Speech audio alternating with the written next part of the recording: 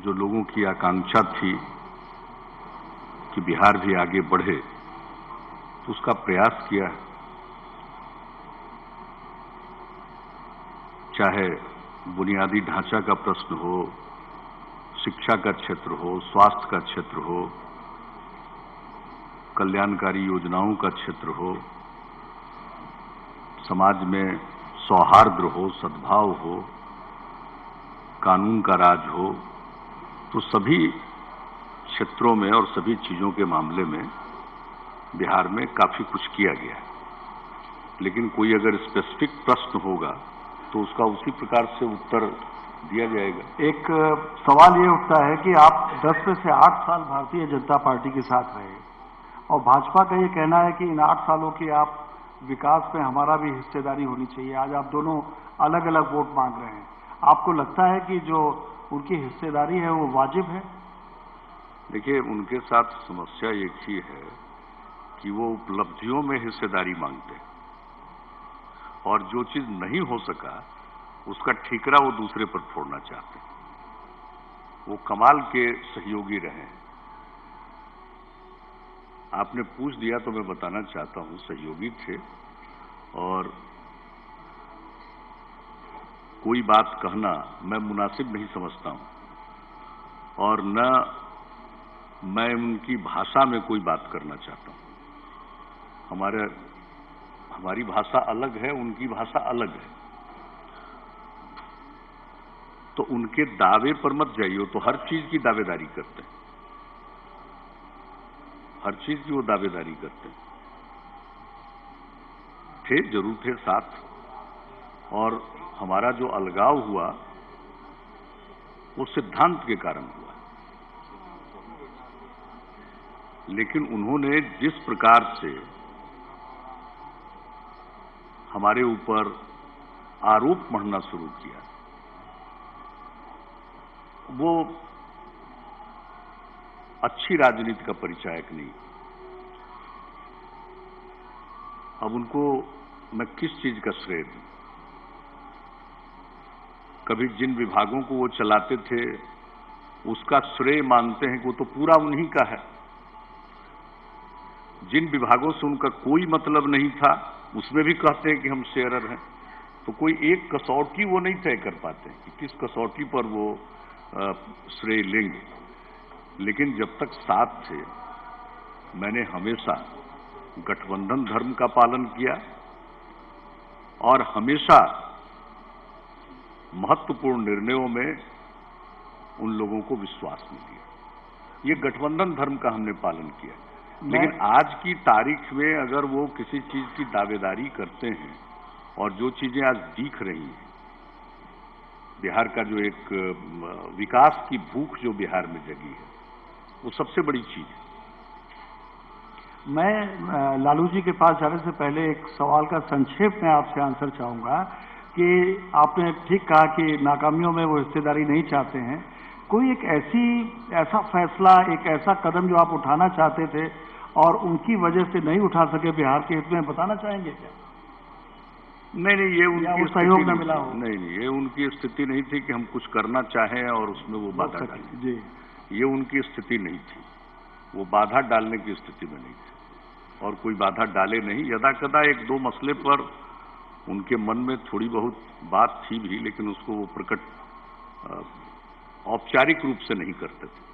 मन में जो भी रहे, लेकिन औपचारिक रूप से वो प्रकट नहीं करते थे। लेकिन ऑफ लेट धीरे धीरे हमने देखा है कि उनके काम करने के ढंग में, तौर तरीके में बहुत बड़ा परिवर्तन आने लगा। खास करके हमने देखा है 2010 का जो चुनाव हुआ, तो 2010 के चुनाव के बाद दुनिया को मालूम है कि किसके नाम पर चुनाव लड़ा गया और जनता का क्या मूड था। लेकिन अभी चुनाव के परिणाम आ रहे हैं तो वो बात करने लगे स्ट्राइक रेट की। अगर उस स्ट्राइक रेट की ठीक से व्याख्या कर दी जाए तो पता चलेगा कि उनके लोगों ने ठीक से काम नहीं किया, उन्होंने गठबंधन धर्म का पालन नहीं किया।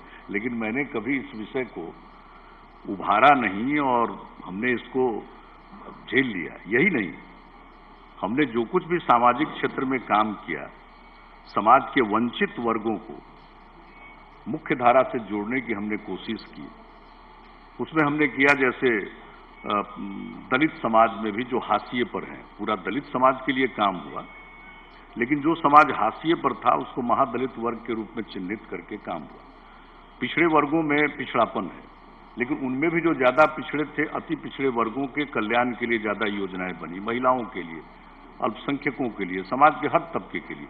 मैं सिर्फ एक बात कहना चाहता हूं, हमने जहां जात को जमात में बदलने की कोशिश की, हमने उनको देखा कि वो जात जात का वो सम्मेलन करने लगे। उनका तरीका दूसरा था। सरकार के कार्यों के माध्यम से समाज में एक विशेष सामाजिक परिस्थिति जो पैदा हो रही थी, उसको तोड़ने की भी उन्होंने कोशिश की। महादलित वर्ग में भी जातियों के बीच वो पैक्ट बनाने की कोशिश करने लगे। अति पिछड़े वर्गों में भी वो जातियों के आधार पर वो काम करने लगे। तो ये बोलते क्या हैं, ये दूसरे पर आरोप लगाते हैं, लेकिन जितना कास्ट सेंट्रिक अप्रोच बीजेपी की राजनीति में आया है, उतना देश की राजनीति में किसी दल में नहीं होगा। लेकिन बोलेंगे कुछ, तो हमने देखा है कि ये ऑफ लेट उनका ये काम शुरू हो गया। उससे पता चल गया था कि अब उनको जो एक जगह मिल गई इस गठबंधन के कारण, एक जगह जो उनको बिहार में मिली, उनका कोई बड़ा जनाधार बिहार में नहीं था। बिहार के दक्षिणी हिस्से में, जो अब झारखंड प्रांत के नाम से जाना जाता है, वहां उनका 77 से ही, चूंकि जनता पार्टी बनी थी, सारा ज्यादातर सीट उनको मिल गया, तो वहां धीरे धीरे उनका कुछ बन रहा था। लेकिन जो बिहार 2000 में बचा, उसमें कोई खास नहीं था।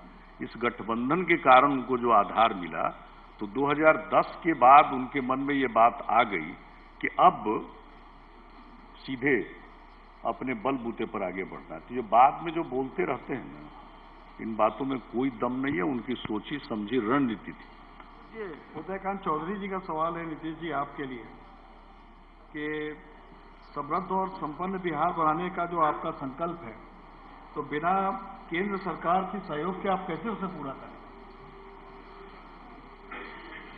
क्यों? इसमें केंद्र सरकार के असहयोग की बात कहां है? हम लोग तो बिहार में जब एनडीए का गठबंधन था और यहां राज्य सरकार में थे, तो केंद्र में तो यूपीए की सरकार थी कांग्रेस के नेतृत्व में, और सारे देश में ये देखने को मिला है कि केंद्र में अगर राजनीतिक रूप से विरोधियों की सरकार है तो राज्य का विकास रुकता नहीं है, राज्य का विकास और तेज होता है। केंद्र में कांग्रेस के नेतृत्व में यूपीए की सरकार थी, तो मध्य प्रदेश ने तरक्की की, छत्तीसगढ़ ने तरक्की की, सबने तरक्की की है। तो इसलिए ये केंद्र के असहयोग का कहां प्रश्न पैदा होता है। और आजकल तो बात हो रही है कोऑपरेटिव फेडरलिज्म की, क्या है पता नहीं, धीरे धीरे पता चलेगा। लेकिन ये तो एक संवैधानिक व्यवस्था है, और राजनीतिक रूप से अगर दो भिन्न लोगों की अगर सरकार है, भिन्न समूहों की, तो इसका कोई नुकसान नहीं होता। उदाहरण तो ज्यादा फायदे के ही पड़े हुए। एक सवाल प्रोफेसर संतोष कुमार का है कि अगर आपको बीजेपी से मुक्ति मिलती है तो आप लैंड रिफॉर्म बिल लाएंगे सत्ता में आने के बाद? जो हमारे टीचर रहे हैं, वो इंजीनियरिंग कॉलेज में हमारे प्रोफेसर रहे हैं, लैंड रिफॉर्म्स तो हम लोग पूरे बिहार में कर रहे हैं, उनको ये पता नहीं। लैंड रिफॉर्म्स के लिए सबसे ज्यादा जरूरी चीज है कि हमारे लैंड रिकॉर्ड्स अपडेट होने चाहिए। जैसे भी लैंड रिकॉर्ड्स थे उनको अपडेट हमने करने की कोशिश की है, लेकिन जो आज सबसे बड़ी जरूरत है वो है नए सिरे से सर्वे और सेटलमेंट की, और वो प्रक्रिया हमने शुरू कर दी है। सर्वे सेटलमेंट नहीं होगा। आज बता लीजिए, परदादा का ही नाम चला रहा, दादा का ही नाम चला रहा, आप देखेंगे तो ये सारे जो लैंड डिस्प्यूट आपको दिख रहे हैं, उसका सबसे बड़ा कारण है कि ये जो लैंड का सर्वे बहुत पुराना हो चुका है, 100 साल से भी ज्यादा पुराना हो चुका है। इसलिए फ्रेश सर्वे और सेटलमेंट के लिए हमने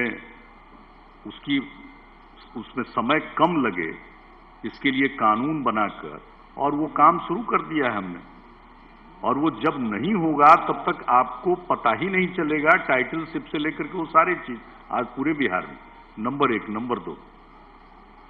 बिहार की आबादी आप देख रहे हैं कितनी तेजी से बढ़ रही है, हर 10 साल में लगभग 24% की वृद्धि हो जा रही है।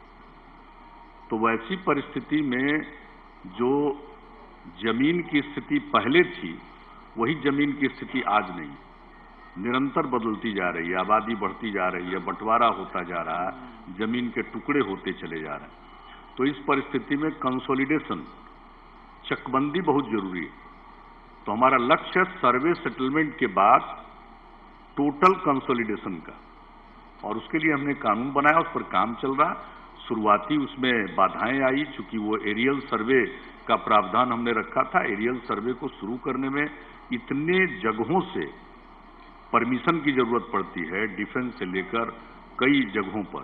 तो ये शुरू में एहसास नहीं था कि ये इतना शुरू कराना दुरूह होगा। तो हर एरिया में शुरू कराने के पहले काफी एक लंबी चौड़ी प्रक्रिया है, उससे गुजरना पड़ रहा था। तो हम लोगों ने जो सोचा था वो अवधि में वो संभव नहीं हो पा रहा है, लेकिन थोड़ा समय लगेगा इस तकनीकी प्रक्रिया के कारण, जो एरियल सर्वे का भी हम लोगों ने इस्तेमाल किया।